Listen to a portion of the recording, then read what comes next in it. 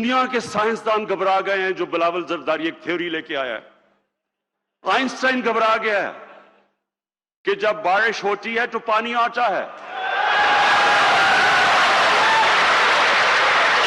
लेकिन जो आइंस्टाइन की जो रूह तड़प रही है ना, जिस चीज के ऊपर दुनिया का सबसे बड़ा साइंसदान गुजरा है, उसने कहा जब ज्यादा बारिश होता है तो ज्यादा पानी आता है।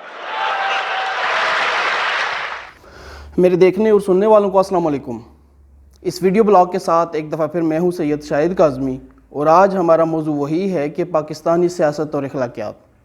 हमने पिछले ब्लॉग में इस हवाले से बहस की थी कि जमीयत उलमा इस्लाम फजलुर रहमान ग्रुप के आज़ादी मार्च के हवाले से, कि जिसमें सेनेटर मौलाना अब्दुल गफूर हैदरी साहब ने वज़ीर-ए-आज़म पाकिस्तान के हवाले से कुछ ऐसे कलमात अदा किए थे जो अखलाकियात के दायरे में नहीं आते।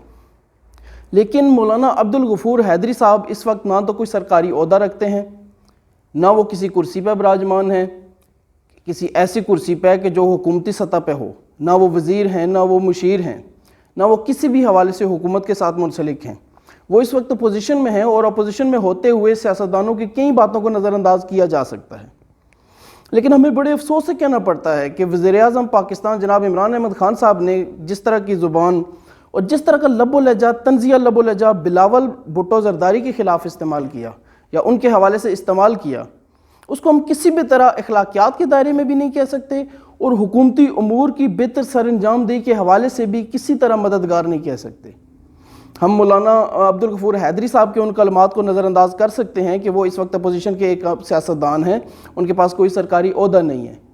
लेकिन वज़ीर-ए-आज़म पाकिस्तान, इस्लामी जमहूरिया पाकिस्तान के मुंतखब वज़ीर-ए-आज़म जनाब इमरान अहमद खान साहब अगर कोई बयान देते हैं तो वो सिर्फ़ एक सियासतदान का बयान नहीं रहता, उसको हमारा कौमी मीडिया और आलमी मीडिया एक मुल्क के वज़ीर-ए-आज़म के बयान के तौर पर पूरी दुनिया में नशर करता है।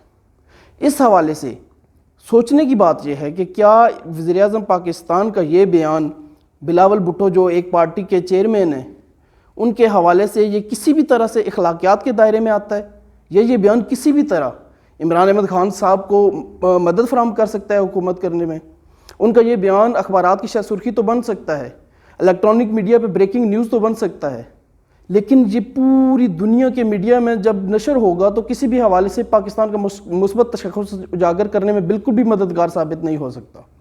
इस हवाले से वज़ीर-ए-आज़म पाकिस्तान को अपने मनसब का ख्याल करते हुए, मैं एक दफ़ा फिर दोहराऊँगा, उनको अपने मनसब का ख्याल करते हुए अपने अल्फाज के चुनाव में बहुत ज़्यादा एहतियात से काम लेना होगा।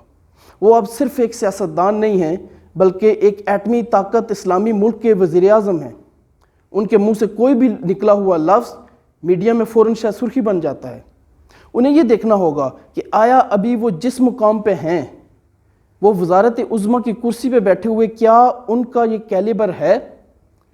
क्या उनको अखलाकियात से हट के एक सियासतदान के बयान को इस तरह तंज़िया बयान करना चाहिए? या क्या बिलावल का सियासी कद इस वक्त इतना है कि वज़ीर-ए-आज़म पाकिस्तान उनको इस तरह जवाब दें? अल्लाह करे वो मुल्क की सियासत में अहम किरदार अदा करें, वो पार्टी के हवाले से अहम किरदार अदा करें, वो पाकिस्तान की तरक्की के हवाले से अहम किरदार अदा करें। लेकिन इस वक्त वो सिर्फ अपोजिशन के एक रहनुमा है और एक सियासतदान है, कौमी असम्बली के एक मेंबर हैं। और आप जनाब वज़ीर-ए-आज़म, आप इस वक्त इस्लामी जमहूरिया पाकिस्तान की नुमाइंदगी पूरी दुनिया में कर रहे हैं। आप 22 करोड़ आवाम की नुमाइंदगी मीडिया पे आके करते हैं। आवाम आपसे ये तवक्को नहीं करती कि आप इस तरह के बयानात दें। अब वो दौर गुजर चुका, धरनों का, रैलियों का, एहतजाज का दौर गुजर चुका, जलसे जुलूसों का दौर गुजर चुका। अब आपके लिए ये अमल का दौर है।